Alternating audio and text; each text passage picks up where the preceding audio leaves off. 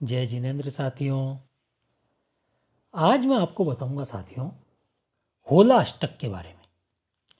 7 मार्च से होला अष्टक प्रारंभ हो रहा है, शुक्रवार से, और होली दहन तक होला अष्टक के दिन रहेंगे।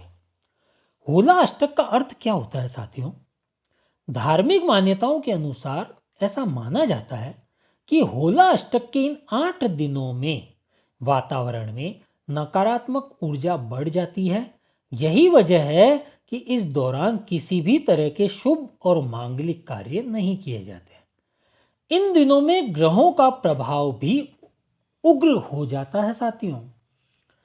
इसके अलावा ज्योतिष मान्यता के अनुसार भी कहा जाता है कि होला अष्टक के दिनों में अष्टमी तिथि के दिन चंद्रमा, नवमी तिथि के दिन सूर्य, दशमी तिथि के दिन शनि, एकादशी तिथि के दिन शुक्र, द्वादशी तिथि के दिन गुरु, त्रयोदशी तिथि के दिन बुध, चतुर्दशी तिथि के दिन मंगल और पूर्णिमा को राहु उग्र अवस्था में रहते हैं।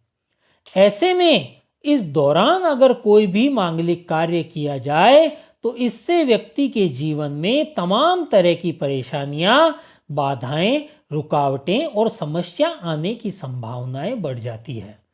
ज्योतिष मान्यताओं के अनुसार ग्रहों के स्वभाव में उग्रता आने के चलते इस दौरान अगर कोई व्यक्ति शुभ कार्य करता भी है या ऐसा कोई फैसला लेता है तो वह शांत मन से नहीं ले पाता है, और यही वजह है कि उनके द्वारा लिए गए फैसले अक्सर गलत साबित होते हैं और या उन्हें नुकसान उठाना पड़ सकता है साथियों।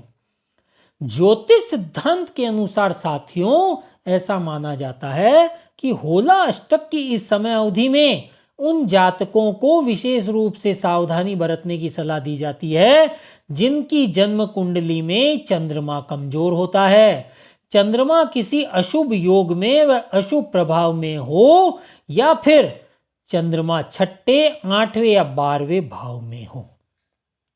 साथियों, होला अष्टक व धार्मिक मान्यता के अनुसार होला अष्टक के 8 दिन वह होते हैं जब हिरण्यकश्यप ने भक्त प्रहलाद को 8 दिनों तक कठोर यातनाएं दी थी। इसीलिए इन दिनों में किसी भी तरह के मांगलिक कार्य शुभ नहीं माने जाते हैं साथियों।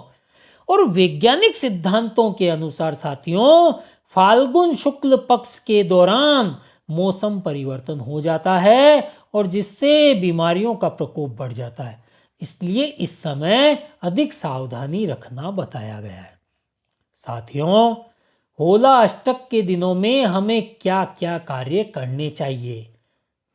जिस तरह से भक्त प्रहलाद ने भगवान विष्णु की उपासना, जप, स्तुति इत्यादि करते हुए भगवान श्री विष्णु की भक्ति व आशीर्वाद के अधिकारी बने थे और भगवान ने प्रहलाद के सभी कष्टों का निवारण किया था। इसी तरह होला अष्टक के इन दिनों में सभी उपासकों को भगवान की उपासना, स्तुति, नाम जप, मंत्र जप या श्रवण कथाएं इत्यादि करनी चाहिए साथियों, होला अष्टक के दिन होते हैं उन दिनों में आप इस बात का विशेष ध्यान रखें कि 7 मार्च शुक्रवार से लगाकर होलिका दहन तक जो भी यह होला अष्टक के 8 दिन हैं, आप किसी भी प्रकार के शुभ या मांगलिक कार्यों के जो फैसले हैं उन्हें लेने से आप बचें और मांगलिक कार्य करने से भी आप बचें, क्योंकि इन दिनों में जो ग्रह हैं वो बहुत अधिक उग्र हो जाते हैं और वो उग्र ग्रह हमें नुकसान पहुंचाने की पूर्ण संभावनाएं रखते हैं।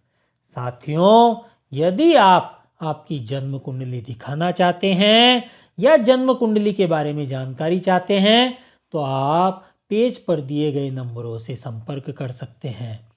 साथियों, यदि अभी तक आपने चैनल सब्सक्राइब नहीं किया है तो आप सब्सक्राइब करें, लाइक करें और शेयर करें। जय जिनेंद्र साथियों।